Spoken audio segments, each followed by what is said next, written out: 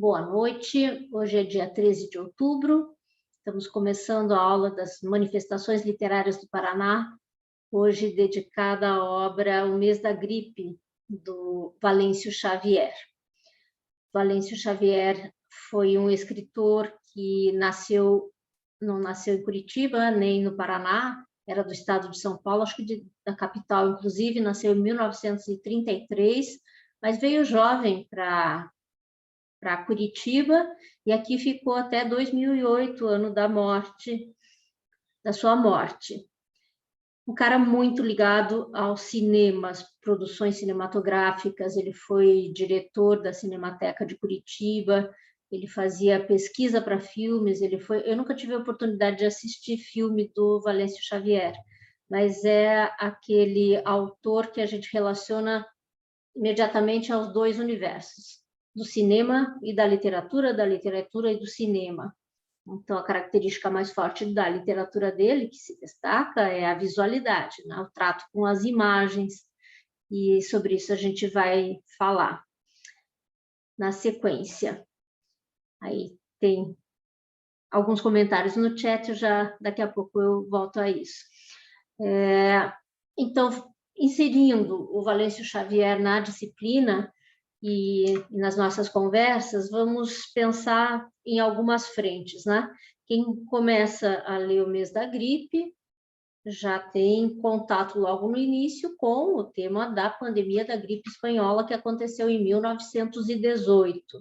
Então, na cronologia, se a gente pega a data de 1918, depois a gente inverte o 18, vira 81, é a data da publicação de O Mês da Gripe. E hoje, 2021, 40 anos depois da publicação desse livro, né? Vamos pensar esses três momentos e pensar um pouquinho, ou eu insiro na questão, proponho a questão de pensar no Valêncio olhando para o Dalton Trevisan, ou pensar na obra do Valêncio Xavier a partir ou em contato de alguma maneira com a obra do Dalton Trevisan. Então, pensando na primeira dessas datas, na 1918, isso se relaciona muito bem com o que estávamos vendo na aula passada, que era o simbolismo no Paraná, que se estende, né? Em outros lugares não se estende muito, no Paraná ele se estendeu mais ou menos até esse ano, né? Com certeza, e depois, Dario Veloso tem produção importante nos anos 1910, 1920, né? Então, já rolando o modernismo e tinha obra relevante do Dario Veloso aparecendo, né, nos anos 20.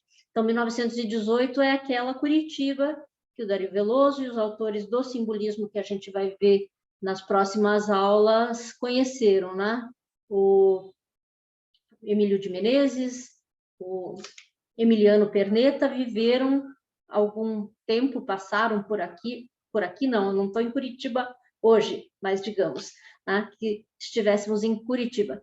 Em 1918 era uma pacata cidade de 80 mil almas, segundo tem uma das informações que consta no próprio livro, O Mês da Gripe, né? Então, 80 mil pessoas, certamente ainda não era uma metrópole, né? As coisas aconteciam mais ou menos pensando no que estivesse acontecendo na capital federal, Rio de Janeiro, né? Ou em São Paulo, capital da província da qual o Paraná tinha se desmembrado não fazia tantos anos assim, nessa época. Né? E assim como o mundo inteiro foi assolado pela gripe espanhola, Curitiba também, e o que mais se sabe sobre o que aconteceu em Curitiba nessa época tem a ver com esse livro, né? Acho que não existe outra pesquisa mais detalhada, alguma coisa tão específica quanto esse livro, para nos falar do que aconteceu nesse... Foi mais do que um mês, né? Mas nisso que o Valêncio Xavier intitulou de O Mês da Gripe. Então, 1918 versus 2021, pensando que se trata de uma pandemia, a gente vai direto para a questão das comparações, né? Desde 2020, quando eu comecei a dar esta disciplina, né? Tentar dar esta disciplina, que foi interrompida justamente pela pandemia do coronavírus, claro. Eu propus a leitura e já imaginando que muita gente faria essa leitura, quem conhecesse essa obra voltaria a ela, né? E constato agora, um ano e meio depois, que efetivamente esse livro foi bastante comentado e é natural que seja assim. Então, tem vários vídeos agora de apresentação de O Mês da Gripe, que não tinha um ano e meio atrás, e, em geral, as pessoas que fazem os comentários e tal, incidem nas comparações inevitáveis, né, sobre a forma como se noticiou e, em alguns momentos, se tentou não noticiar, né, amenizar um pouco, botar panos quentes aí na gravidade da doença, né? E alguns outros pontos de contato, a divulgação dos remédios que seriam os melhores para aquele mal. Então, tem tantas coisas que aproximam as vivências das pessoas em 1918, lá da gripe chamada espanhola, com a pandemia que, infelizmente, tivemos que conhecer e estamos com ela convivendo, que eu assisti 2 ou 3 desses vídeos de apresentação e as pessoas acabam reincidindo em comentários dizendo é até engraçado ver que tanto tempo passou, mas tantas coisas se repetem na forma como as autoridades lidam com o assunto, né? Na forma como as pessoas se comportam em relação a algo assim tão inusitado, tão grave, tão perigoso, tão nefasto. E aí a leitura de cada um, com certeza, cada um de vocês, né? Para aqueles, imagino que para a maioria foi o primeiro contato com o texto, né? É inevitável fazer essas aproximações. Às vezes, quando a história se repete, né? Como diz aquele jargão, a história se repete com um certo grau de tragédia, né? A tragédia já está lá, mas isso também pode ser subvertido e a gente acaba achando divertidas algumas passagens, sobretudo talvez por causa dessa remissão que o livro faz àquela época, né? A grafia diferente, as imagens de um certo padrão visual e várias coisas que acabam tornando a leitura desse texto, que é tão denso, sobre assuntos tão graves, né? Acaba tornando mais divertido, né? E tem a questão da montagem, a questão do quebra-cabeças que a gente precisa montar e que às vezes parece que não dá certo, né? As coisas não se fecham, aquela história que começa numa página, a gente fica procurando a continuidade dela, mas ela demora a reaparecer e tudo vai sendo mal costurado, né? A gente tenta fazer as costuras como bons leitores que somos, mas o texto dribla a gente, né? E não tem esses fios, né, das historinhas, que na sequência a gente vai comentar especificamente quais são, eles não são óbvios, né? Longe de serem óbvios. Então, para chamar esse livro de narrativa, já é um certo esforço, né? Ele é tão experimental que não deixa de ser uma narrativa, né?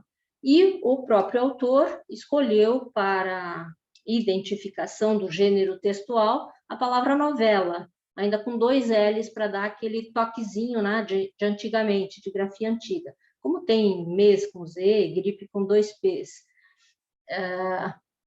Então, uma novela, mas que tipo de novela, né? Voltaremos a isso.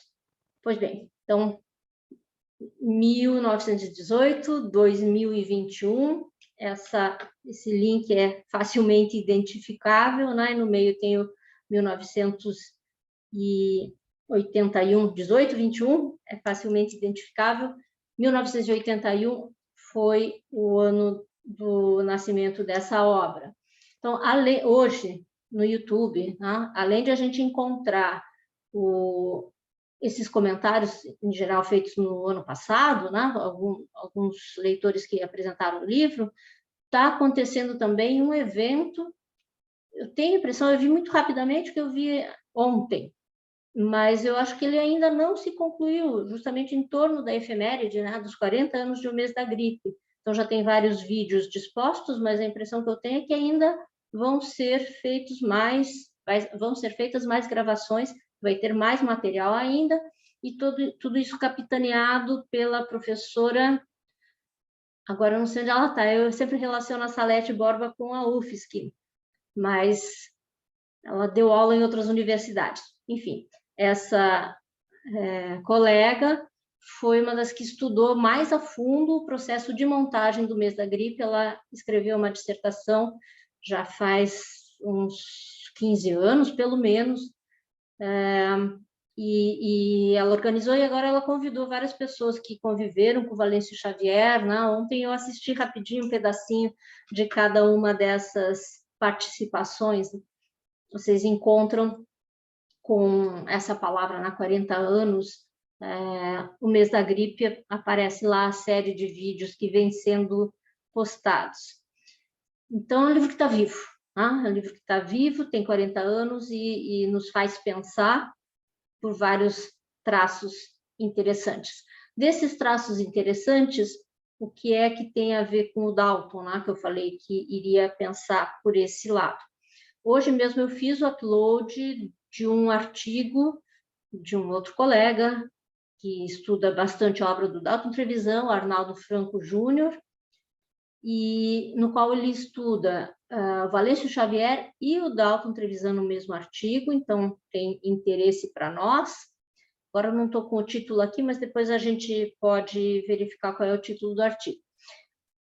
A questão principal dele é aproximar os dois autores pelos seus experimentalismos. Tá? Então, ele parte da ideia de que tanto o que o Dalton faz com os textos dele, né, que, vamos pegar a palavra repetição, é se repetir muito, né, retomar o mesmo texto e revisando, cortando, tornando elípticas algumas informações lá na frente, ou situações que se repetem, vocabulário que se repete, enfim, repetições em vários planos, né?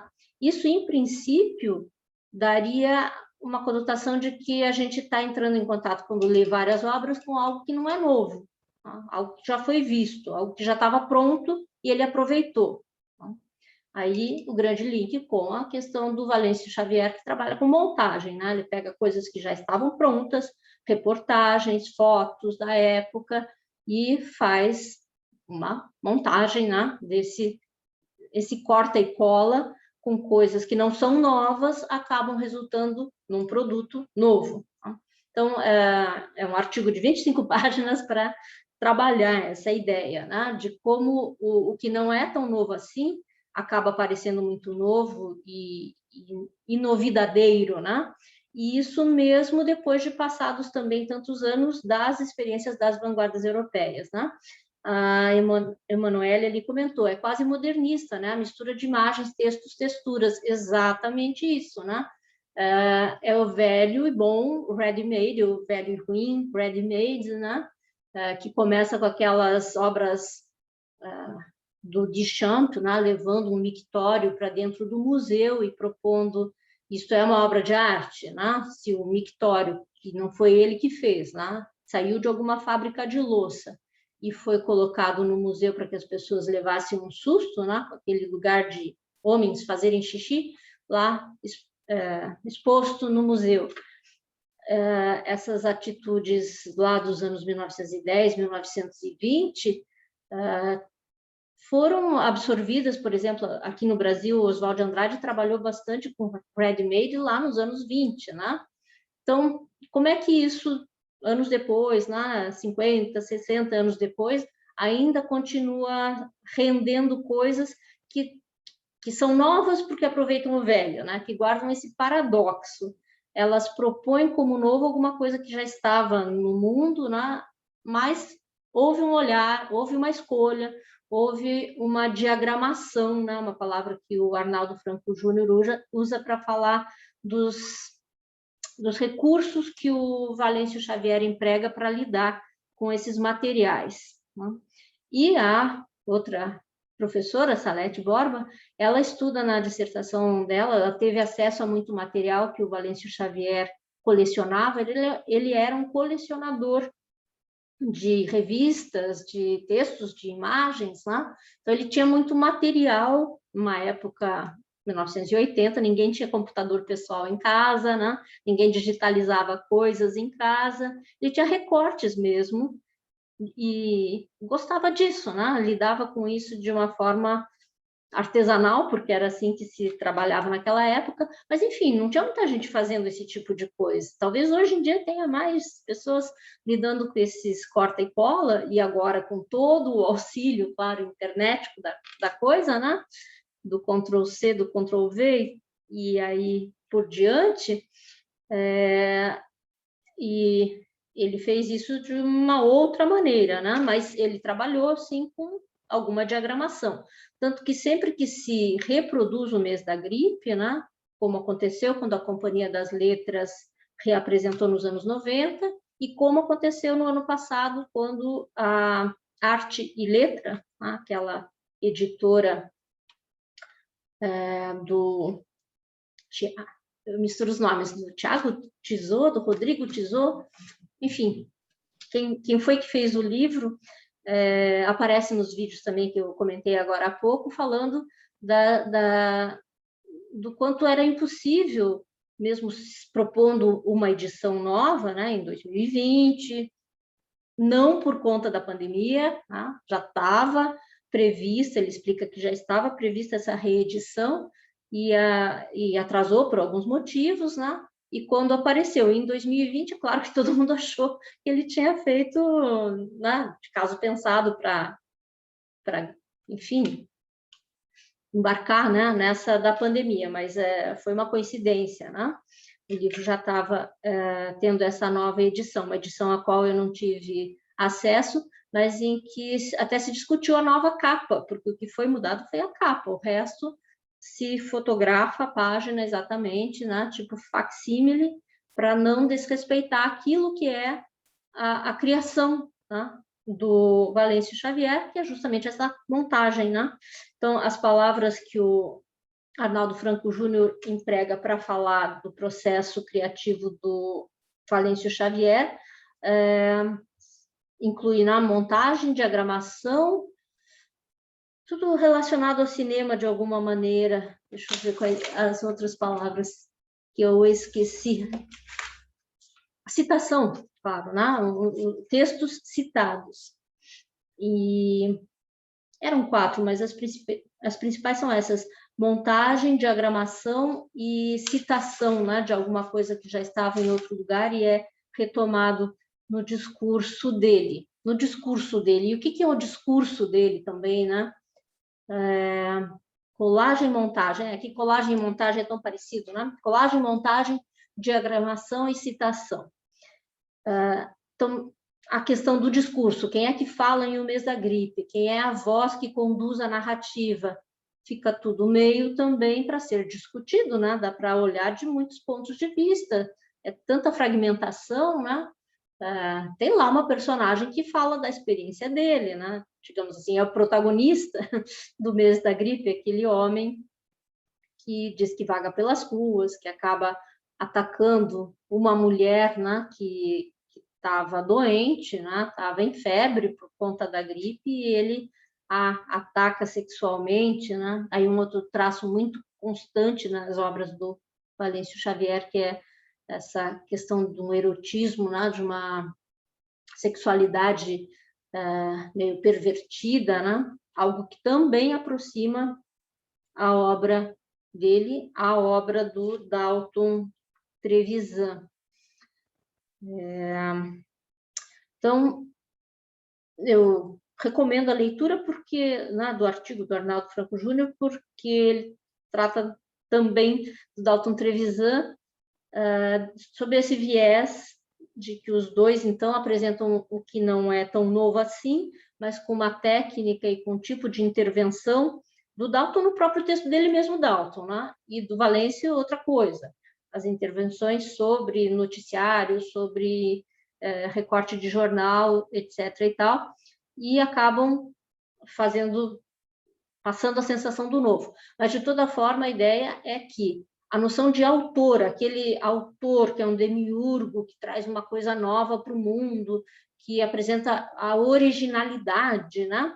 Isso tudo fica muito questionado. E os questionamentos em relação ao quanto os autores, né, os artistas do século XX, XXI, são originais ou precisam ser originais, originais em quê? Essa é uma discussão muito forte na área de estudos literários, já faz uns 20 anos, 30 anos, começou antes, mas ganhou bastante força aí de uns 20 anos para cá, né? A questão da autoria, que agora não é tão importante assim, né? Importa saber exatamente quais foram as palavras que foi o Valêncio Xavier que escreveu no mês da gripe e quais as outras que já estavam nos jornais, que já estavam nos anúncios, né? Que ele recortou e colou. Para alguns leitores importa, para outros não importa, para o objeto final, para o efeito final que o objeto causa, também vai variar conforme a recepção. Claro que tem leitores mais apegados a essa ideia, né, de autoria, de saber tudo que o Valêncio Xavier teria escrito. Mas num outro plano de lidar com os textos literários, isso acaba tendo muito pouca importância, não importa tanto essa noção forte de autor. Né? E aí o artigo trabalha bastante com a ideia desse paradoxo, né? É menos autor, porque já está aproveitando, no caso do Dalton, está aproveitando o que ele mesmo já tinha feito e está apresentando com uma cara nova, então não precisa mais tanta originalidade que ele mesmo um dia teve, né, lá no passado. Aquilo já não é tão novo, porque o leitor dele já conhece as sequências de frases, personagens, uma porção de coisas. A ideia de autoria, portanto, fica meio perdida aí nessa história, e, no entanto, continua sendo algo muito, muito novo e muito experimental, né? Cada um à sua maneira, então, dessas maneiras mais ou menos parecidas, mas diferentes em vários pontos, né? Diferentes, sobretudo, em relação ao mês da gripe, por essa intensidade com que a coisa cinematográfica está presente, né? O Dalton Trevisan também é um cinéfilo, né? Adora cinema, escreve algumas poucas narrativas dando conta de filmes, não diretamente, mas se ele fala de todos aqueles filmes é porque ele assistiu, né? E ele é tido e havido como alguém que vivia nos cinemas, né? Passava tardes e noites direto em cinemas. Então, de certa forma, isso também os aproxima, né? Aí eu fico imaginando como é que seriam os encontros deles, mas eu não sei de nenhum encontro deles. Eles viveram ambos em Curitiba durante muitos anos, né? E não sei de nada que aproxime as biografias. E eram mais ou menos da mesma idade, né? O Valência era um pouquinho mais jovem, mas nem 10 anos de diferença não tinha entre os dois. Quando o Dalton fez Joaquim, e aí eu queria chegar, né? Porque eu vou projetar em seguida o mês da gripe, a gente vai falar um pouquinho dessa coisa da imagem, da diagramação. Já falamos que no simbolismo Curitiba teve as suas revistas, né? O Cenáculo e várias outras revistas dos simbolistas, e vamos ver com um pouco mais de pausa a publicação chamada Joaquim, a publicação que apresentou o Dalton, o que o Dalton apresentou para se apresentar e apresentar o time dele. Já falamos um pouquinho sobre isso em outras aulas. Então, de novo, aparece essa ideia de essa proposta visual, tá? Com intensidade. Sobre esse aspecto, o Arnaldo Franco Júnior não chega a aproximar ou fazer qualquer comentário que eu me lembre que aproxime a obra desses dois autores. Mas tenham isso em algum cantinho aí da mente de vocês, né, que o Dalton também é bom ou pensou, né, em organizar uma publicação, diagramando, organizando os conteúdos, lidando com anúncios, lidando com uma Curitiba que a gente hoje olha para trás e acha divertido encontrar ali, né, nomes e aquela coisa de um certo resgate, né, nomes de locais. No caso, claro, para os bem mais jovens como vocês vão reconhecer pouca coisa, mas tem coisas que existiam na minha infância e que eram lá, agora, enfim, dá para saber que era lá dos anos 40, 30, né?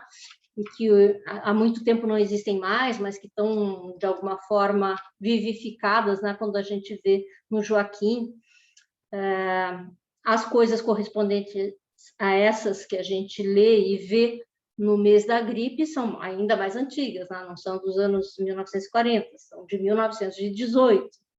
Mas isso sempre tem um sabor, né, de resgatar uma coisa que a gente não viveu, mas alguma coisa divertida por esse ponto de vista. Eu vou projetar o mês da gripe para a gente folhear, tá? Folhear da maneira como é possível. Enquanto isso, alguém quer comentar alguma coisa ou perguntar alguma coisa?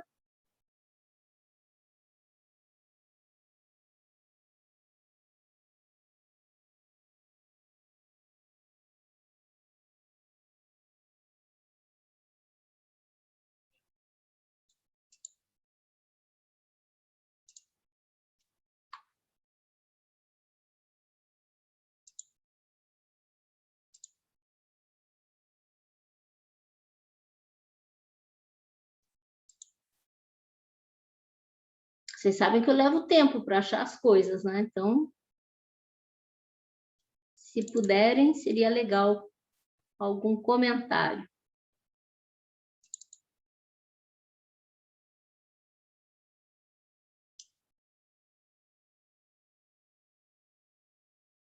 Me avisem quando estiver visível.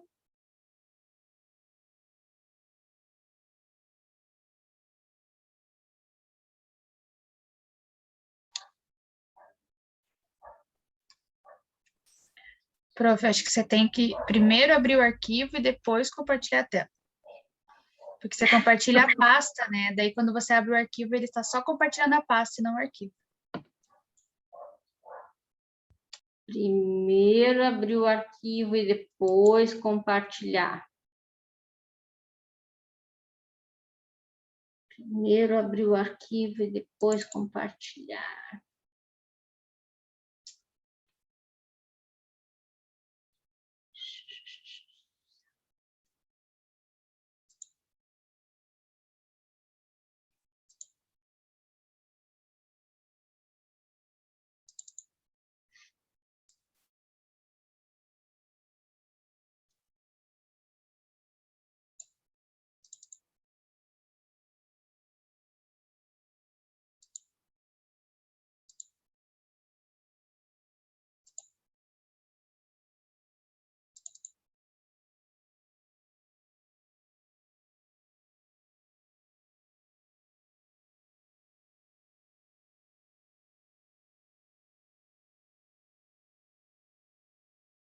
Nada? Agora sim. Foi, né? Sim, prof.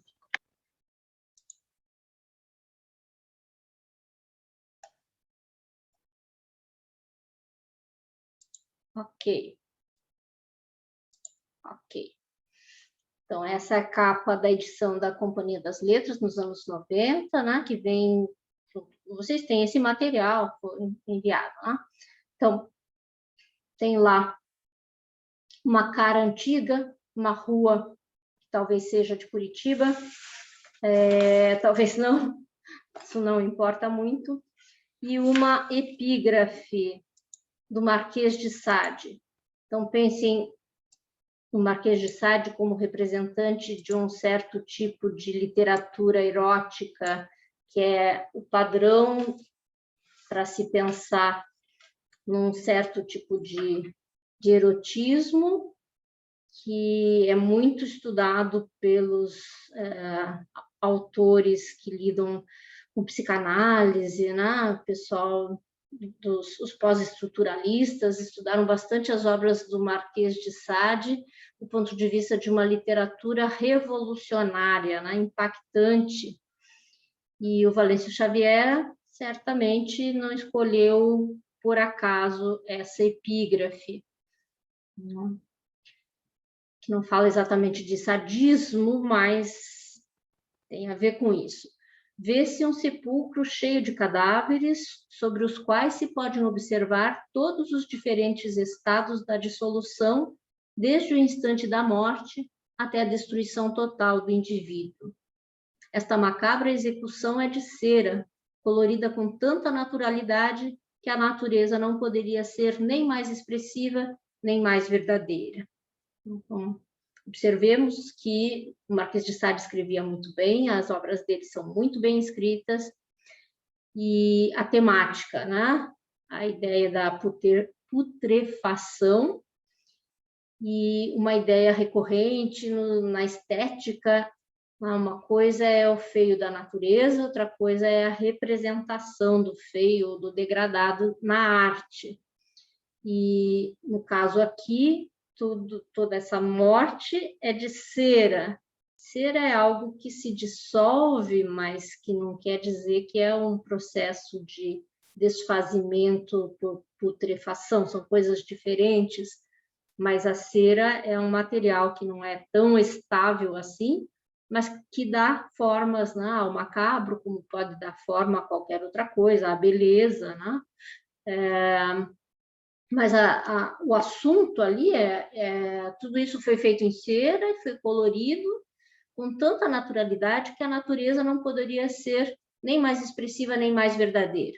Então, qual é a verdade da reprodução? Qual é a verdade da arte?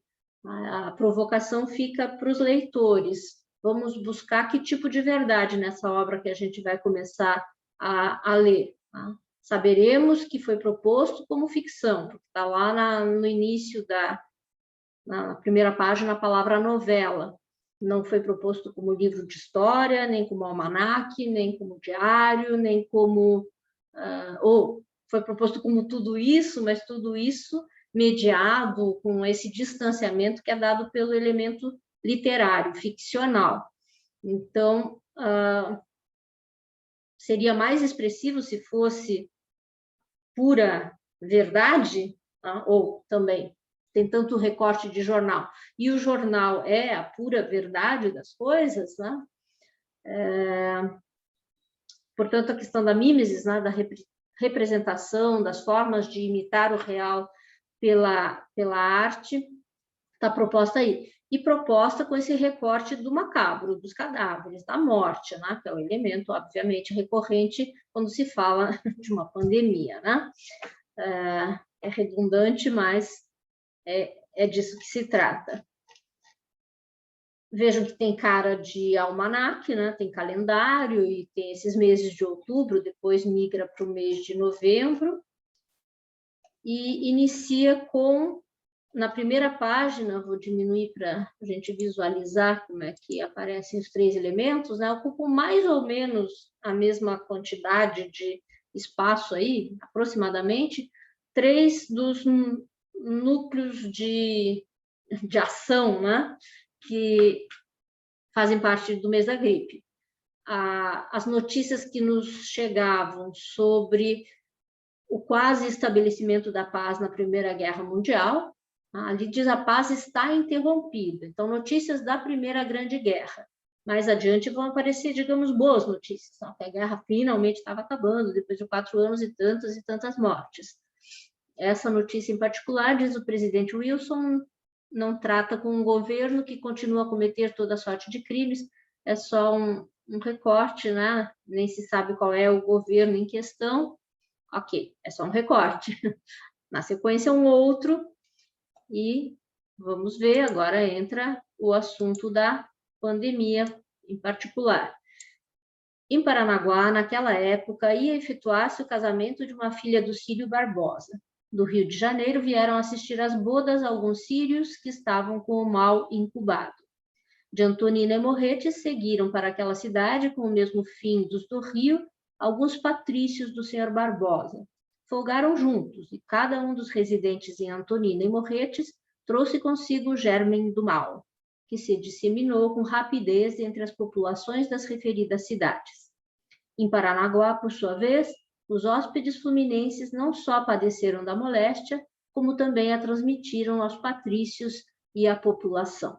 Relatório do senhor Dr. Trajano Reis, diretor do Serviço Sanitário.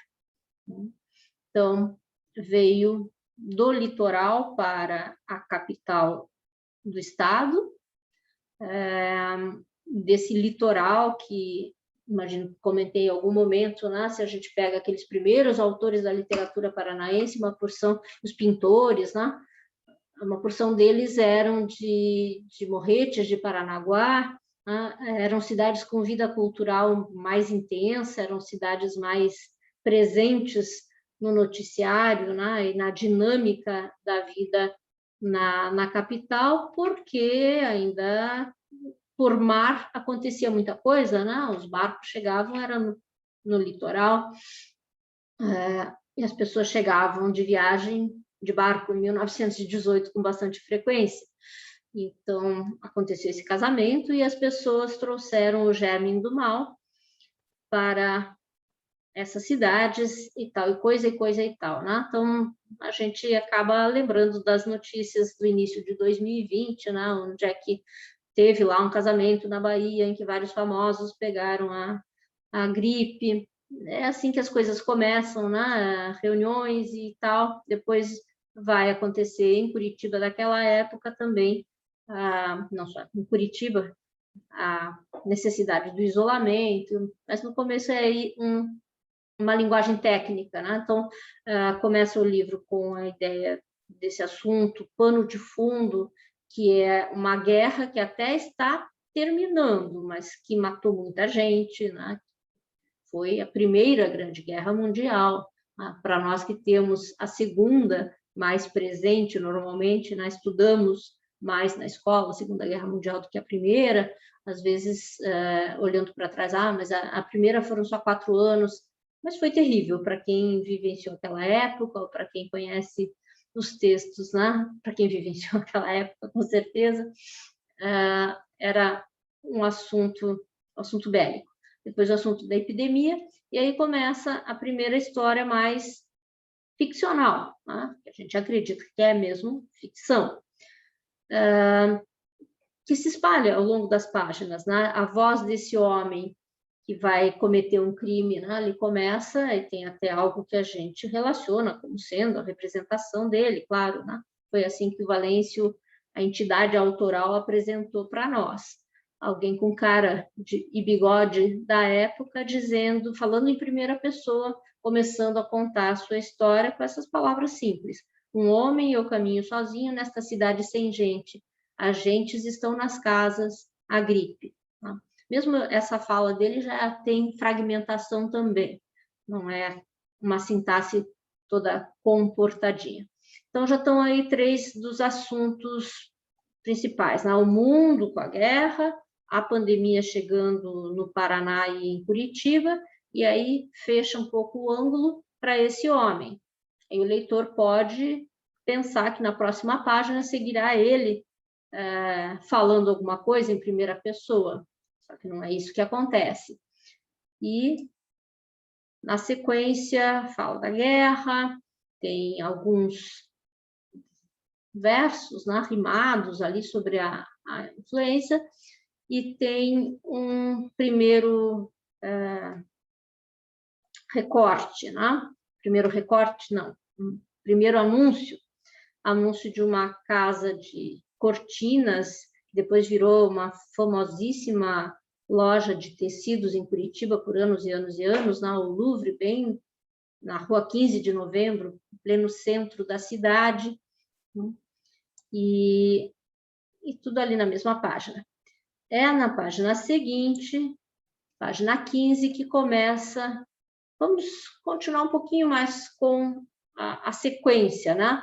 Depois do Trajano Reis, que já deu notícia oficial, né? A voz dele apareceu, agora a voz do secretário, que não é o Beto Preto, né? É o Ricardo Negrão Filho,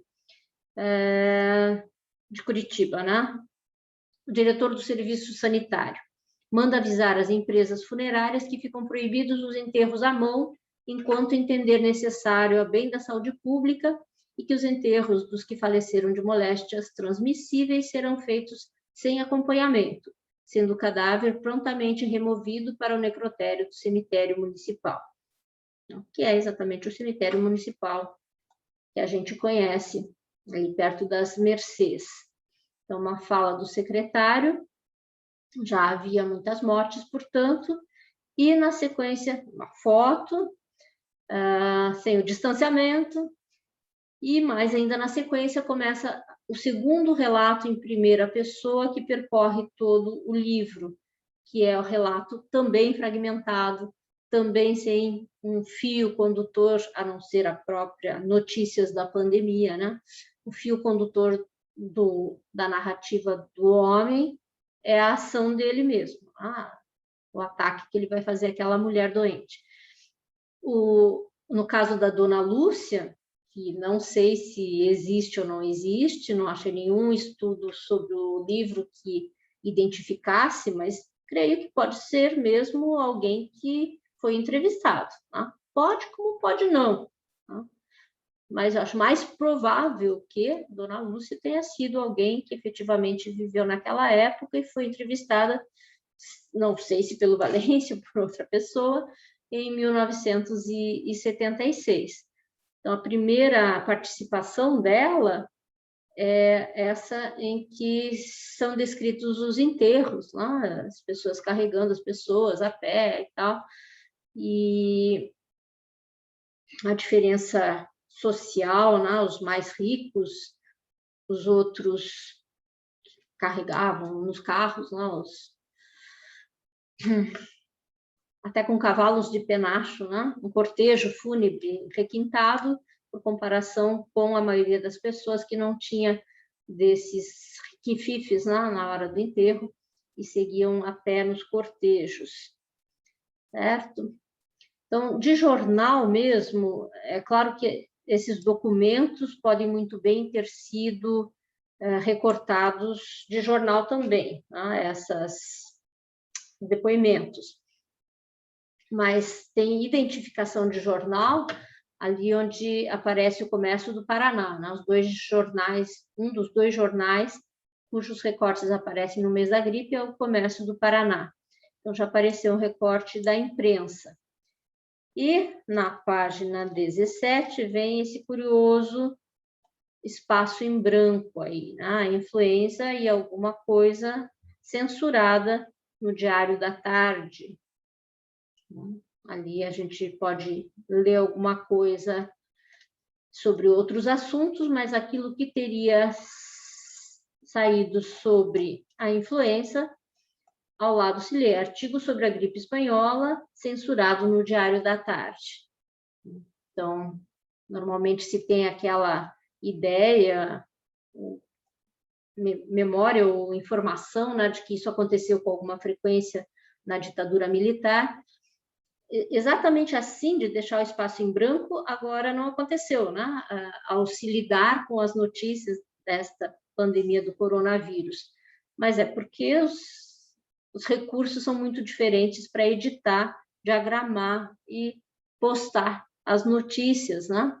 Mas alguma forma de censura a gente sabe que também acontece. Talvez a palavra não seja a mais apropriada. Quem que escreveu isso? Artigo sobre a gripe espanhola censurado no Diário da Tarde.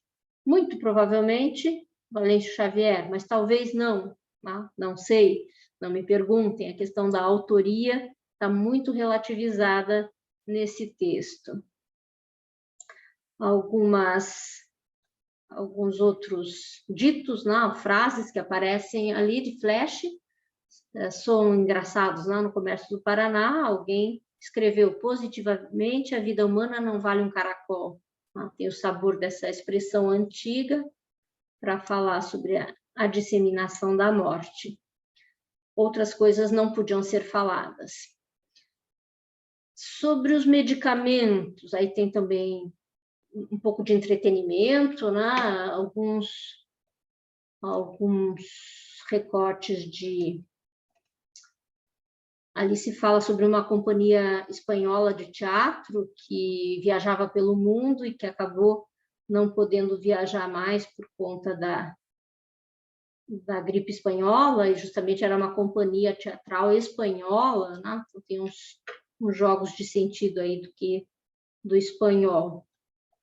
sendo que, certamente, a coisa do espanhola tem a sua correspondência no chinês, né?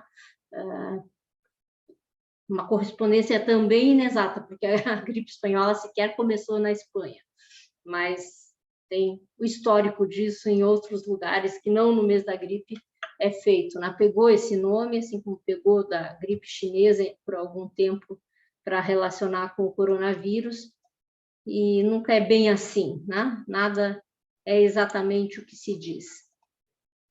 E aí o livro vai evoluindo dessa forma, totalmente fragmentária. Isso, o leitor espera que o livro, o discurso, ou Valêncio Xavier, descanse em alguma coisa mais específica e pare com essa movimentação fragmentária tão grande. Isso não vai acontecer. Até o final do livro segue nessa toada, né? Segue o corta-recorta, e volta e meia reaparecem depoimentos, fragmentos do depoimento, ou dos depoimentos da Dona Lúcia, e também os fragmentos daquela historinha que o leitor acompanha com mais suspense, né? Que é a voz daquele homem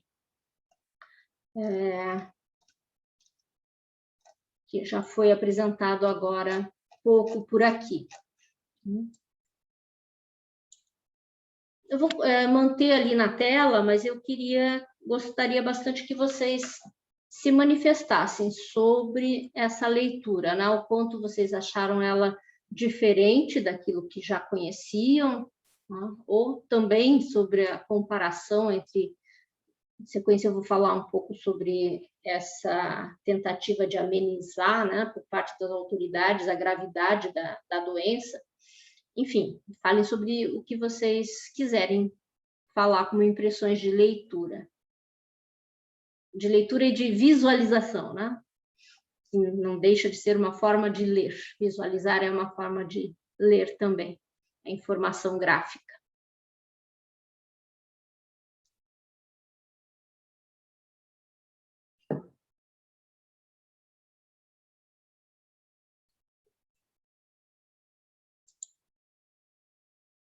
E...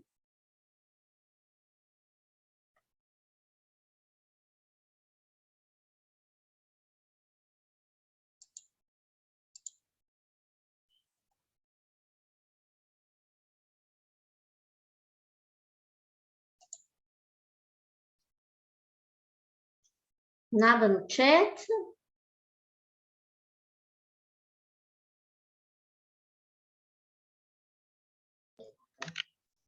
Prof, vou falar então.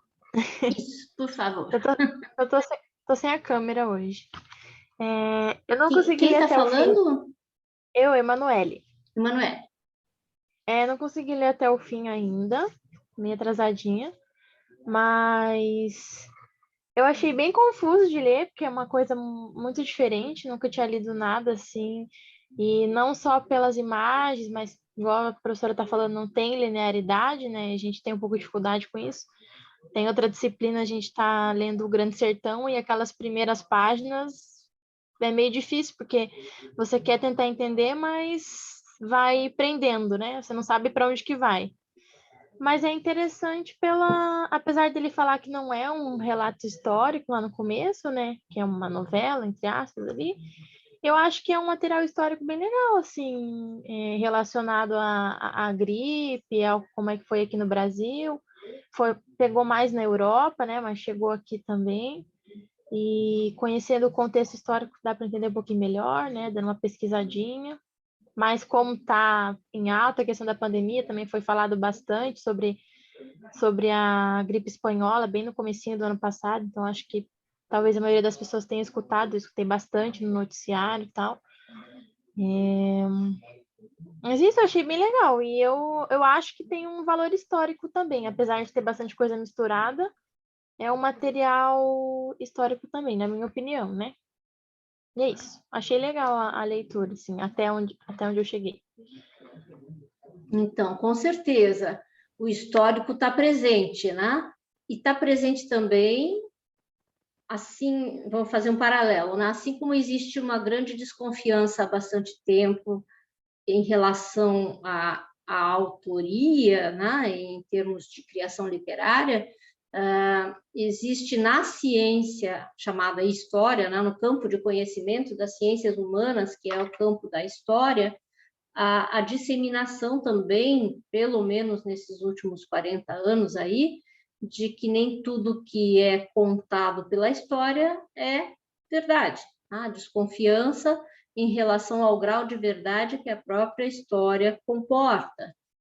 Então, essa ideia tão disseminada, né, das versões possíveis para um mesmo fato, das formas diferentes das narrativas, né, construir uma narrativa com o intento de dizer a verdade que interessa mais a quem está dizendo a verdade. Né? Isso que é talvez a coisa mais interessante, porque a gente vê como histórico aquilo que é verdade. Existiu esse anúncio de criolina, o melhor desinfetante, nas páginas de periódicos da imprensa daquela época, né? Isso é um dado histórico, mas a forma como a montagem é feita acaba colocando em dúvida a forma como a história é narrada, né? O que os documentos dizem, os documentos que são fontes históricas, eles são verdadeiros enquanto documentos, né? Porém, o que está dito neles é a verdade, isso já é outra coisa, né? Então, aqui, eu acho divertido esses recortes de produtos, né, dos remédios e dos desinfetantes. Álcool gel da época aí era a creolina, né? Melhor desinfetante, nenhum receptáculo genuíno que não tenha o nome do fabricante William Pearson. Esta casa não tem nada que ver com qualquer outro sinônimo, ao cautelar-se das imitações. Algumas contêm meia água e nenhum poder desinfetante. Comerciantes sem escrúpulos tornam a encher nossas latas. Refusem os recipientes desta classe. Tá? Então, é interessante que isto, certamente, não é texto redigido pelo Valêncio Xavier, está aí um exemplo de algo que é um anúncio, né, da época, e no qual tem a visualidade, que, né, nos remete para outra época, e tem esse texto que nos remete ao mesmo tempo para aquela época, que é creolina, não é álcool gel, né?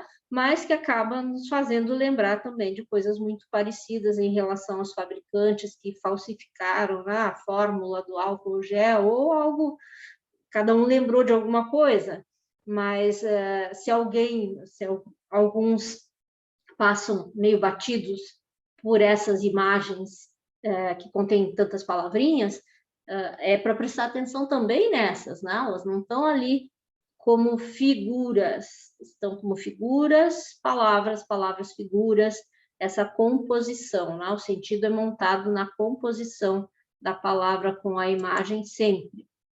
Professora, parece que a loucura, chegamos então nesse tema, é um tema recorrente, inclusive o fechamento ocorre no manicômio, há também a frase que fala sobre a razão de modo repetido ao longo do livro, pode falar um pouquinho sobre? Com certeza, Luana, importantíssimo, tá?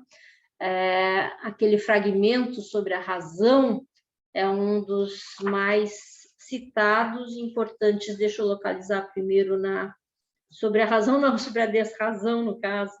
Parece um poema concreto. Deixa eu ver em que página que está essa intervenção, esse texto, esse trecho de texto.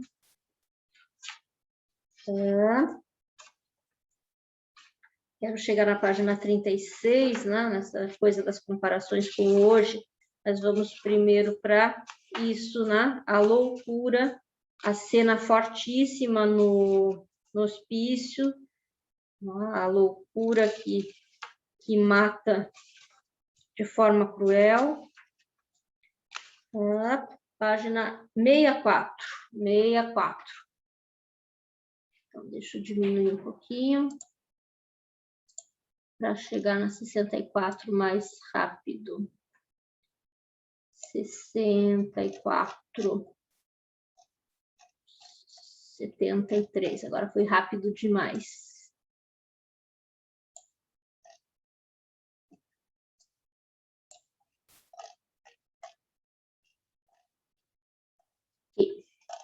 Então, nessa mesma página 64, tem algo que remete àquela outra história que diz: um grito lancinante foi ouvido, um grito lancinante foi ouvido, um grito lancinante foi ouvido. Isso era dia 28 acho que já de novembro. Aí um anúncio de morte, né? E esse quase poema concreto aqui. Não obstante, continuamos firmes em nossa atitude pela razão. Não obstante, continuamos firmes em nossa atitude pela. Não obstante, continuamos firmes em nossa atitude. Não obstante, continuamos firmes em nossa. Não obstante, continuamos firmes em. Não obstante, continuamos firmes. Não obstante, continuamos. Não obstante, não. Tá? Então, a primeira coisa que sumiu ali foi a razão. Né? E o leitor já está acostumado, nessa altura da narrativa, a perseguir a ideia da loucura, né? da perda da razão. E ali tem a cena de crime mesmo, horrorosa, né? Pedaço branco de miolo escorrendo pela parede, como um verme, igual a um verme, descendo pela parede e deixando uma baba de rastro como uma lesma. Né? Então, os detalhes de requinte aí de crueldade. Mas justamente a ideia da desrazão das pessoas, da desrazão do mundo, de um cenário conturbado por todos os ângulos, né? Seja pela guerra que corria fora. A outra coisa que não mencionei, mas em função da guerra, o fato de que os alemães que viviam em Curitiba acabavam sendo perseguidos, né? Então, preconceito contra os alemães, porque afinal eram os alemães que estavam fazendo a guerra se tornar mais cruel.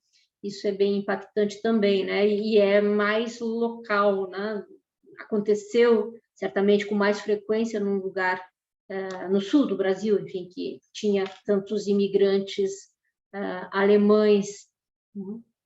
Então, lá fora, conturbação, as coisas rolando de uma forma totalmente com a perda dos sentidos, né, dos controles, mas a tentativa no discurso de manter, né? Tem várias falas, recortes anteriores, nessa no começo dizer que não estava acontecendo quase nada, mas dali a pouco o próprio jornal estampa a notícia de que não pôde circular normalmente porque muitos tinham ficado doentes, né? Então, num dia estava tudo sob controle, no dia seguinte nem saía o jornal porque um monte de pessoas tinham ficado doentes. E por aí vai essa sensação de inquietação, né? De angústia e de perda da razão, loucura, loucura. Vamos ver o que diz. Na 64, eu acho que é essa página, acho que foi isso. Ok, obrigada. Agora que eu fui olhar. Mas vocês podem colocar a voz também, né, nessas horas que a professora se perde, que são tantas. Mais alguém?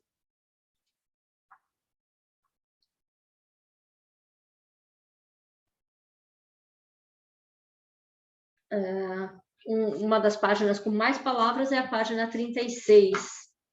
Então, vamos para a página 36, não porque tem muitas palavras, mas pelo tipo de comparação que ela propicia. 36. 42. Aqui sobre a homeopatia também cura, né? Os remédios mais milagrosos. Esse porque tem algo de divertido, né? A homeopatia também cura. Aviso, a homeopatia, o espiritismo e as ervas não curam a gripe como nenhuma outra moléstia infectuosa ou parasitária. Dr. Heráclides de Araújo, depoimento, né, da ciência. Na homeopatia está a salvação do gênero humano, a segurança das sociedades, a saúde das famílias, a garantia do médico consciencioso, o complemento e a certeza da arte de curar. Dr. Saturnino Soares de Meireles, Conceitos sobre a doutrina homeopática. Zombar de uma coisa de que não se tem conhecimento, que se não sondou com o escalpelo do observador consciencioso, não é criticar, é dar prova de leviandade e pobre ideia do próprio juízo. Allan Kardec, Livro dos Espíritos. O Altíssimo criou da terra os medicamentos e o homem prudente não os desprezará. Eclesiástico. Tá? Creio que seja alguma matéria efetiva do Diário da Tarde que não tenha tido interferência, né, do autor nessa discussão, né, como a discussão sobre as possibilidades que a ciência apresentava era proposta no jornal. E aí aparece aquela frase da página 64. Não obstante, continuamos firmes em nossa atitude pela razão. Então, quem são os que vão pela razão? Quais são os que vão pelas crendices? Vejam que a própria homeopatia, né, que até hoje tem muita gente que não acredita, uma forma meio vulgar de falar sobre isso. Eu acredito em homeopatia, já funcionou várias vezes para mim, mas não importa se está sendo discutido, é o kit Covid, é a homeopatia, as pessoas, no caso ali, estavam vivendo a sua primeira pandemia, né? Como nós estamos vivendo a nossa primeira pandemia, e ninguém tem muito a palavra final ainda, né? Tudo isso que já nos cansou na cabeça e o coração, de alguma forma existiu também em 1918, e aí dar voz aos dois lados, mas quais são os dois lados, se a ciência tende a ser um lado, né? Estava indo para 36, essa aqui, combate à gripe, né? Então, os conselhos à população paranaense. Os protocolos. É impossível evitar a propagação da epidemia de gripe por não existir um preventivo seguro capaz de evitar a infecção. Aconselhamos, contudo, o seguinte: tranquilidade e confiança nas autoridades sanitárias. Não fazer visitas e evitar o contato com os doentes de gripe, porque o contágio é direto de indivíduo doente a indivíduo são. Evitar toda a fadiga ou excessos físicos. Fazer refeições leves e a horas certas e dormir tempo suficiente. Tomar um laxante cada 4 dias, a fim de trazer o tubo digestivo sempre desembaraçado. Não é a ivermectina, mas tem alguma semelhança. Fugir das aglomerações, sobretudo à noite. Evitar o uso de bebidas alcoólicas. Lavar a boca, nariz e gargarejar com água salgada, com água salicilada, a 1/200 de manhã e de noite. Instilar em seguida 5 gotas de óleo gomenolado a 5% nas narinas, ou usar tampões de algodão com vaselina mentolada a 3%. Para lavar a boca e gargarejar, é excelente a água com um pouco de tintura de iodo. Evitar as causas de resfriamentos que facilitam a infecção. Sentindo dores de cabeça e pelo corpo, com febre, deve ir imediatamente para a cama, fazer uso de purgante salino ou de calomelanos e tomar aspirina e quinino a 0,30 centigramas para uma cápsula. Tomar 3 por dia, dieta láctea. Só levantar-se quando não sentir mais nada. O repouso ao leito, o regime lácteo e essa medicação inicial evitam as complicações pulmonares, gastrointestinais ou nervosas, que são muito graves. Só chamar o médico para os casos sérios, a fim de evitar que eles adoeçam pelo esfacelamento e venha a faltar no momento mais difícil, quando eles poderão prestar maiores serviços à população. Vocês lembram disso, né? Ali por abril, maio, né? Do ano passado também tinha uma recomendação muito parecida com essa. Todo doente grave deve ser entregue a um enfermeiro ou enfermeira para evitar a intervenção de pessoas da família ou estranhas que seriam contagionadas, é o que está escrito ali, agravando a situação geral. Quanto à desinfecção, basta passar um pano molhado em água com criolina pelo solo da casa do doente e desinfectar o seu escarro também com criolina. Pense numa época em que existiam as escarradeiras, né, em que as pessoas tinham esse hábito não muito higiênico, né, de escarrar naquelas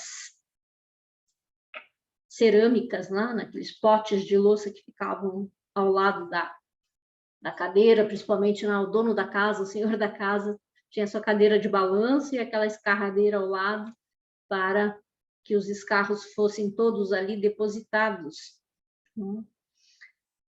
Então, digamos que a criolina não é bem álcool gel, talvez seja, né, outras formas os lisoforme da vida. O mais importante é a desinfecção da roupa, de corpo e de cama do doente diariamente pela fervura. A gripe é moléstia muito séria quando descuidada. O doente não deve receber visitas a não ser do médico assistente. E por aí afora. E lá embaixo aviso, agora recomendamos maior rigor na defesa das pessoas idosas e crianças contra a infecção. Aviso, a homeopatia, o espiritismo e as ervas não curam a gripe, como nenhuma outra moléstia infectuosa ou parasitária. Então, guardadas as dimensões, é muito parecido, né? E está ali assinado, indicado tudo isso pelo Serviço de Profilaxia Rural do Paraná, os órgãos públicos tentando tomar conta, é claro, né? Mas a efetividade das medidas dependendo da adesão da população às recomendações e com outras coisas se interpondo, né? Vamos pegar alguns fragmentos. Alguém quer falar alguma coisa?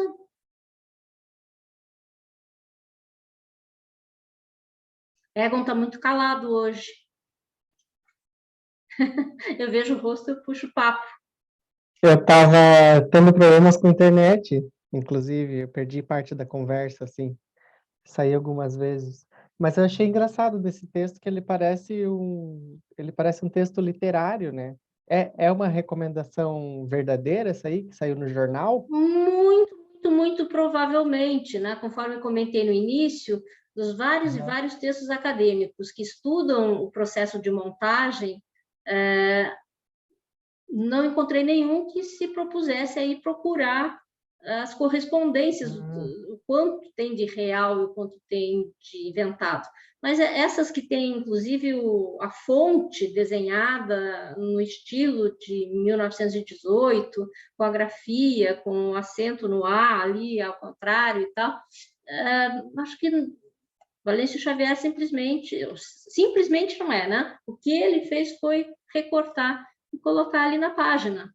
Outros textos a gente fica mais na dúvida se efetivamente são reais da época ou não. Mas esses são textos da época, né? É corta e cola mesmo. Achei bem interessante.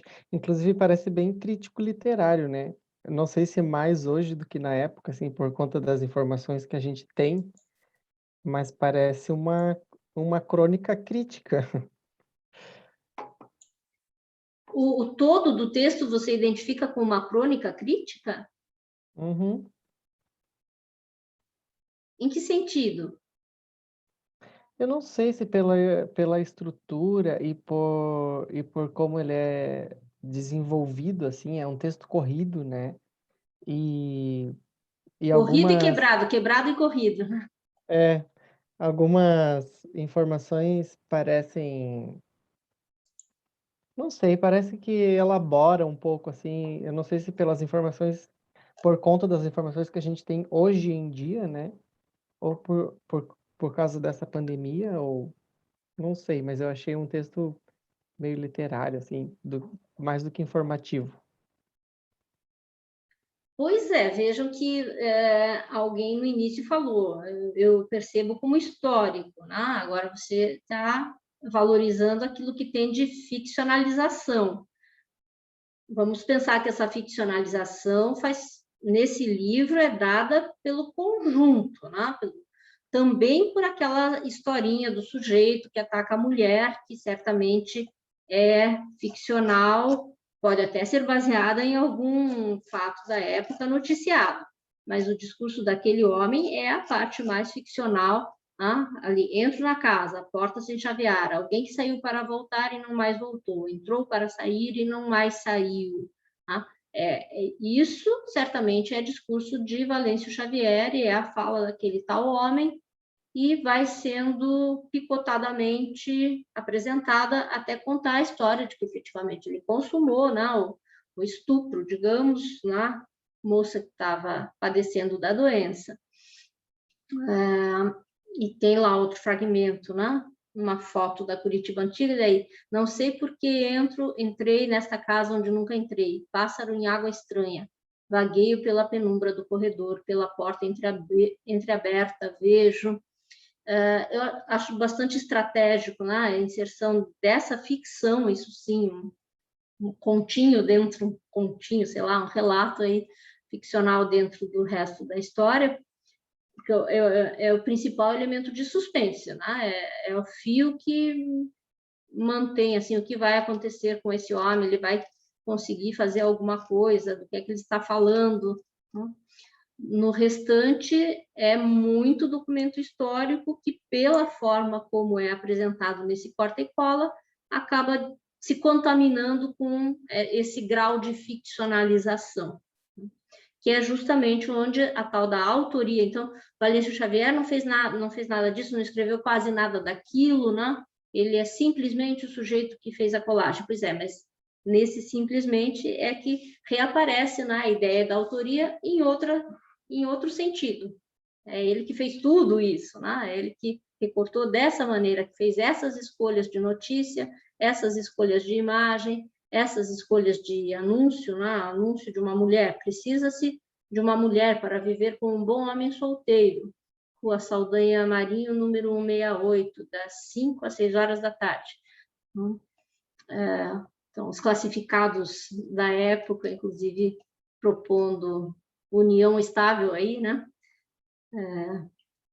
E por ter relatos que parecem meio poesia, assim, né? Parecem fragmentos de poesia e pela escolha das colagens se cria um contexto, né? Acaba sendo de autoria dele. Mesmo se todas as colagens fossem verdadeiras, o contexto que se cria no todo é autoral daí, né? É Exatamente. como se contasse uma história que ele quer contar através de notícias, através de... E daí eu acho que é isso que trouxe essa Perfeito. memória. É isso que trouxe essa memória para mim de parecer um texto crítico literário, porque parece que sempre está se referindo ao Paraná ou a Curitiba com alguma crítica social, sabe? Também tem esse elemento da crítica social, seja o preconceito em relação aos alemães, né? A forma como a cidade está só subentendido, né? Mas como a cidade se relaciona com a loucura, né? O hospício aparece antes de aparecer aquela história específica daquele sujeito que pega uma muleta, né? E mata uma pessoa com a muleta, e vai aparecendo aos poucos, ali tem a foto do hospício Nossa Senhora da Luz, que Dalton Trevisan cita muito nas histórias dele também, esse hospício. Salvo engano, é aquele que fica na Marechal Floriano, lá na esquina com a Kennedy, e não sei se o prédio foi tombado ou foi derrubado, alguma coisa assim, mas enfim, existiu e era o hospício mais famoso de Curitiba, né? E aí diz ali sobre esse local: no jardim do hospício tinha umas pereiras, brancos os pés, pintados de cal. Não adiantava, lugar úmido, sempre cheio de lesmas. O louco comia pera com lesma, ficava horas mastigando fruta e bicho, olhando com aqueles olhos. Então, vejam, mesmo quando não é o assunto não é a pandemia, não são as pessoas doentes da gripe espanhola, tem uma recorrência grande nesse feio, nesse nojento, né? Que tem lá a ver com a epígrafe do Marquês de Sade falando em alguma reprodução que prioriza aquilo que tem a ver com o cadáver, né? Que tem a ver com a morte, e muitas vezes com alguma coisa meio erotizada. Não é exatamente aqui, não é o caso do erótico, mas impacta mais ainda quando se mistura com o erótico, por exemplo, no relato do sujeito, né? Falando aqui, descrevendo o corpo da mulher, e parecendo efetivamente um poema, né? Um poema erótico, quase no limite do pornográfico ali, falando sobre o corpo da mulher, da forma como esse sujeito imaginou, né? E aí, na sequência, vem a dona Lúcia dizendo da quantidade de pessoas que a gripe impactou na perda da razão, né? Volta ao tema da perda da capacidade de raciocínio lógico, sei lá, da loucura, né, que chega para alguns dos doentes. No caso dessa fala a dona Lúcia, dizendo muita gente ficou com o juízo abalado por causa da febre forte dias e dias. Mesmo muito tempo depois da gripe, encontrava-se gente que nunca mais recuperou a razão para o resto da vida. Então, as sequelas neurológicas, né, que a doença deixa, também criam esse cadinho, né, do indesejado, daquilo que mais se quer, as pessoas querem se afastar, né, de tudo isso que é feio, que é pesado, que é degradado, mas os recortes insistem nesses aspectos, mesmo quando não é específico o assunto da gripe. E logo na sequência volta o assunto da gripe. Então, essa recorrência. Ali se fala novamente da pandemia, e ali entra esse elemento que é o tópico, talvez o último de que eu vou falar, né? Que é essa ideia do controle das informações. É de uma forma relativamente sutil que isso aparece, né? É o leitor também que tem que fazer a maior parte do trabalho de chegar a essa conclusão. Apareceu explicitamente que um pedaço do jornal foi cortado e apareceu em branco por causa da censura, isso está escrito no texto, né? Mas outros furos, né, na tentativa de montar uma historinha, de quantas pessoas morrem, quantas pessoas nascem, então, esse ir e vir, em quem se pode confiar, né? Quais são as informações mais quentes sobre o andamento da pandemia. Então, a crítica à forma como isso aconteceu, ela permeia todo o livro, mas de uma forma bastante sutil. Tá? Não tem um narrador para dizer que é isso que está sendo feito, colocar em dúvida a forma como as notícias eram apresentadas. Ali tem um fragmento do próprio jornal que eu também acredito que esse tenha sido estampado no jornal, dizendo: embora a censura policial tivesse varrido do noticiário da imprensa a relatação dos fatos veríficos com relação à epidemia, o nosso dever profissional nos força a sair do mutismo em que nos encontramos nesse sentido e vir dizer ao povo que todo esse preparativo que se faz não é apenas para evitar que o mal chegue até nós, mas sim para dar combate à enfermidade que já nos atingiu.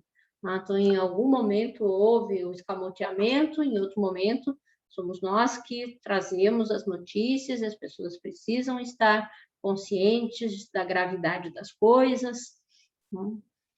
Então, também isso acaba indo num vai e vem que coloca em xeque em quem confiar, né? Onde está a verdade.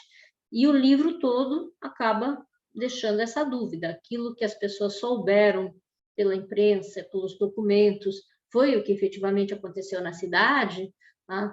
Depende de quem conte essa história, se é a dona Lúcia, é uma forma de olhar para esses fatos, sendo outra pessoa qualquer, uma outra forma de olhar para esses fatos. Dona Lúcia ali falando na página 39. Como saber quantos morreram? O governo não ia dizer o número verdadeiro dos mortos para não alarmar. Até hoje ninguém sabe ao certo, isso em 1976. E aí vem o discurso do sujeito, o mais poético, né? De todos, o sujeito que fala sobre a sua ação, né? Fina loura linha, não de tecer, mas louro novelo, ninho para o pássaro, asas da minha mão. Tá? Essa metaforização do erótico é a característica de algo mais vivo aí nessa história, só que é algo vivo que é criminoso, que é violento, que rompe, né, todas as barreiras da lógica e da razão, né? O sujeito tarado, sim, mas justamente em relação a uma mulher que está doente, ardendo em febre, né? É um grau elevado aí de, enfim, potencialização da gravidade do crime, mas isso passado para o leitor em forma de versos e com uma linguagem delicada, né? As metáforas, não sei se delicada é a palavra, nessa metáfora que também, de alguma forma, ameniza, mas, por outro lado, potencializa a gravidade da ação que o sujeito está cometendo. Diz ele lá, em outra passagem, nas outras mulheres que conheci na cama, preta mata cerrada, escondendo o suco, muitas vezes arado. É o limite que beira mesmo a pornografia. Mas é poético, né? Tem também um trabalho aí. E aí, a discussão que se coloca é, então, deixando de lado, realmente fica um sentido crítico de denunciar que a verdade é impossível de ser obtida e os órgãos responsáveis por passar as informações não são os mais confiáveis também, nem o jornal por umas razões, nem os ocupantes dos cargos públicos por outras diversas razões. Então, cada um terá a sua visão dos fatos. Essa é uma das consequências da fragmentação. Não existe aquela voz que fecha, que resolve, que é a mais forte dentre as vozes. E, do ponto de vista dos enredozinhos, tem quem leia que algumas falas da Dona Lúcia remetem justamente àquela mulher que foi atacada pelo homem. Também tem quem leia que não é isso que acontece, mas existe no texto abertura para essa possibilidade, que daquelas pessoas que a Dona Lúcia comenta que perderam a razão, que morreram e tal, que alguma seria aquela que foi atacada pelo sujeito. Então, também fica para o leitor decidir se lê de uma maneira ou se lê da outra, porque não é, novamente, uma postura óbvia desses fios. A tessitura é feita, o tecer da narrativa é toda feita por cada um dos leitores que enfrenta esse texto. Vejam lá, essa personificação de uma das falas da Dona Lúcia, que foca em uma personagem, a Clara, a Dona Clara. Morava um casal de alemães, a mulher alta, loira, muito bonita. Clara, isso, seu nome era Clara.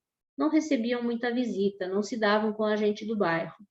Os dois caíram com a gripe, ninguém notou. Imagine os dois, um num quarto, outro no outro, sofrendo sem assistência. Passaram muitos dias até que uma vizinha lá entrou e encontrou os dois. Essa seria seriam duas, no caso das vítimas da espanhola. Com uma fotozinha ali. Mas para moléstias do peito, se a tosse vos persegue, usai o xarope de Grindelia de Oliveira Júnior. E essa é uma das partes mais divertidas de todo o livro, que aparece até ontem numa daquelas gravações que foram feitas recentemente, a pessoa comenta essa passagem, o médico pergunta para a doente ali representada, então, sente-se melhor? E a doente responde, muito pouco. Estou vendo, doutor, que não há remédio senão apelar para o xarope de Grindelia. É a doente que faz a própria receita, o único que curou. O médico só está ali expectante, sem saber o que dizer, mas a própria doente tem a solução para o seu mal, que será tomar o xarope de Grindelia. Mínimo divertido, seja pela linguagem da época, seja pelo próprio desenho, da moça, com aquela negócio para refrescar a cabeça, os panos para tirar a febre, com panos úmidos, como se usava antigamente, todo o desenhozinho da época. De novo, não foi o Valêncio Xavier que bolou esse anúncio de xarope de Grindelia. Ele existiu em 1918, na imprensa foi divulgado assim. E o casal, no final, não estava morto, estavam doentes, foram para o hospital. E, enfim, a paz. Chegando mais ao final do livro, aparece parece algo sobre os acordos da guerra, do final da Primeira Guerra Mundial, e ali assinado embaixo por alguém, uma voz da imprensa do Comércio do Paraná, dizendo: esta folha sempre se manteve numa atitude de calma solicitude ante os interesses públicos, abstendo-se de dar notícias que pudessem levar terror à nossa população. Então, também sempre algo que se coloca, né? E uma das, talvez, não sei se foi das coisas que mais me incomodou ao longo deste ano, foram depoimentos que não foi um, não foram dois, não foram três, de pessoas dizendo: eu não vejo mais nenhum noticiário porque só dão notícia ruim, então eu não vi mais nada, faço questão de não saber quantos mortos tem. Eu sei que é uma atitude humana, né? Mas sempre me deixa tanto quanto perplexa, talvez porque para mim seja impossível, né, tomar essa atitude de não acompanhar o noticiário, né, de não querer saber o que está acontecendo. Mas quem quer saber o que está acontecendo, foi assim agora e foi assim lá em 1918, também tem os órgãos, né, de imprensa, quem é responsável por passar as informações, tem lá os seus mecanismos, né, que só deixam passar certas informações, outras informações seriam alarmistas, né? Então não vamos levar terror à população. E a gente se sente vítima também disso, né? Da falta de uma informação mais precisa que poderia até estar disponível, mas o parâmetro é outro, né? Então, aconteceu antes, acontece recentemente. No dia em que não houve caixões para serem transportados os cadáveres, mandei-os fabricar.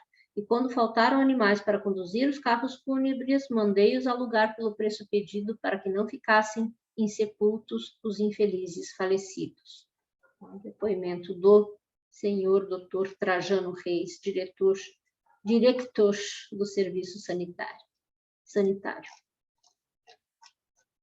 Então, assim, para quem ainda não leu o restante, vejam que a leitura flui, né? A costura é difícil de fazer, mas toda a sequência de textos, fazer uma comparação meio imprópria, né? Comparar com o Dario Veloso, os poemas do Dario Veloso, quanto por cento se entende numa primeira leitura, lá e aqui. Obviamente, aqui se entende 1000% a mais, né, do que se entende na leitura de alguns dos poemas do Dario Veloso. Né? Quem leu a sequência, quem leu aquela pequena antologiazinha que eu enviei, observou que tem alguns poemas super legíveis, mas os mais simbolistas são de um grau de legibilidade bem difícil, né? E aí o louco que fugiu do hospício, senhor Telêmaco Jardim, noticiado pelo Diário da Tarde, que ele conseguiu fugir, está sendo procurado, e indo para frente da narrativa. Também o Kaiser, uma notícia, o tema da loucura, o tema do hospício, foi perseguido pelo Valêncio nesses recortes, certamente, né? Até alguma notícia dando conta de alguma enfermidade desse tipo em relação ao alemão, né? O Kaiser alemão, ele recortou, mas só o título. Por achar-se quase extinta a epidemia da gripe nesta capital, a diretoria do Serviço Sanitário determinou que fossem extintos os postos médicos que o governo criara no quadro urbano e nos subúrbios, providenciando também para que as farmácias que estavam autorizadas a preparar receitas gratuitamente para os necessitados não mais o façam. Então, aquilo que estendeu, os cuidados e tal, refreia-se, né? Felizmente, porque a gripe foi controlada mais rapidamente, bem mais rapidamente do que nestes nossos tempos. Tudo toma uma outra dimensão. E para terminar, o Kaiser também está com a gripe espanhola, e de manhã de amanhã em diante será restabelecido o tráfego dos bondes, né, os quais circularão de acordo com o antigo horário. Aqui não é Dalton Trevisan, sempre que eu vejo DT, a minha cabeça vem Dalton Trevisan, não, é Diário da Tarde. Tá? As notícias de que a gripe está terminando. E depois do ataque sexual e tal, o sujeito ainda narra, né? Mas sempre terei diante de mim a visão de eu abrindo a porta, a casa vazia, seu corpo de loura plumagem, sem voltar diante de mim a cidade vazia, silenciosa, nestes dias da gripe. Ninguém me viu, nem me verá. Sorrateiro. E aí a sugestão de que é a mesma mulher de que ele fala, essa de que a dona Lúcia fala, porque os dois fragmentos estão justapostos ali. Ela, a mulher, nunca mais ficou com o juízo perfeito. Passava uns tempos boa, teve até um filho, criança linda. De repente, dava assim como uma tristeza nela. Saía andar sozinha pelas ruas, sempre com um vidrinho de veneno nas mãos. Nunca largava o veneno, mesmo quando estava normal, alegre com o marido e o filho. Então, outro tipo de efeitos, né, dessa loucura, desse tempo nefasto, desses meses da gripe em Curitiba. Claro que os números, se comparados com os mais recentes, mesmo que eles tenham sido diminuídos, né, oficialmente, que fossem mais, mas são números correspondentes aos 80 mil habitantes de Curitiba, né, que agora são mais de 2 milhões. Então, a história avança, né, e termina em dezembro, os cinemas reabrindo, uma narrativa forte de assassinatos dentro do hospício. De novo, naquela alternância, tem um certo refresco em relação à gravidade do que acontecia antes, mas ainda relatos de mortes, ainda relatos de novas mortes até o fim, aí um quadro, né, dos mortos da gripe, comparativo com os nascimentos e tal. O assunto continua sendo esse. E esse aqui que eu fico bem em dúvida se essa Clara aqui, se isto é recorte do jornal, parece ser, né? E é Clara o nome que está na boca de Dona Lúcia. Como a gente não sabe se Dona Lúcia é uma personagem ou é uma pessoa que deu depoimento, também fica lá uma certa dúvida, né? Uma dúvida que não tem solução. A gente convive com a dúvida e parabeniza o Valêncio Xavier por ter conseguido esses efeitos especiais aí, a partir de recurso que pode ser considerado, assim, já não era novo em 1981, não era novo, né? Montar. Tem a ver com cinema e ele era um apaixonado pelo cinema. Porém, o trato das imagens é muito diferente na montagem cinematográfica do que na montagem colagem de texto escrito com anúncio e, enfim, tudo mais que tem cortado e colado aí, né? E por essas e por outras é que o texto continua sendo frequentado, né, pelos acadêmicos, muito mais do que pela população em geral de leitores, né, que vai procurar um texto como esse, mas acabou tendo a sua, infelizmente, né, tendo o seu revival aí no ano passado, neste ano, e não envelheceu, né, por vários motivos. Esses 40 anos fizeram bem para o texto do Valêncio Xavier desse ponto de vista, né, de continuar provocativo, de continuar falando uma linguagem ou umas linguagens que nos dizem respeito ainda, né? Vou interromper aqui. Ninguém mais falou nada no chat. Vocês estão bastante caladinhos. Ana, diga alguma coisa.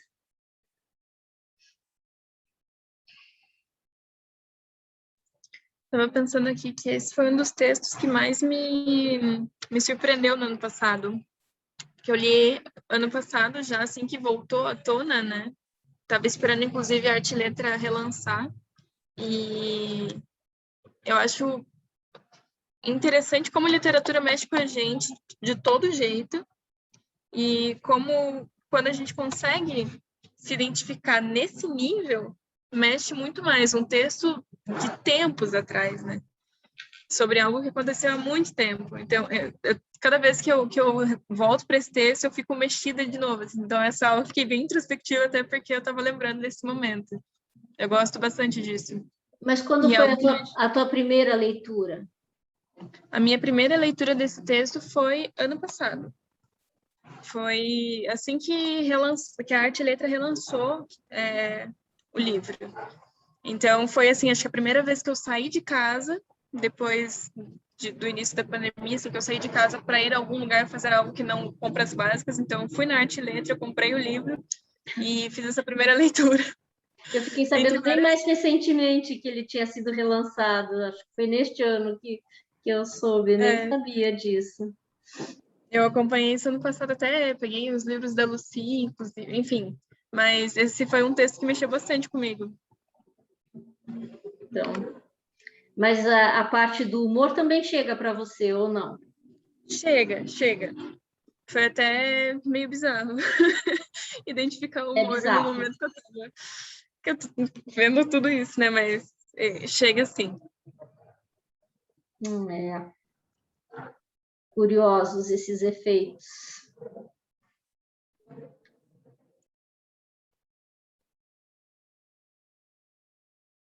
Mais alguém? Acho que eu vou parar a gravação aqui.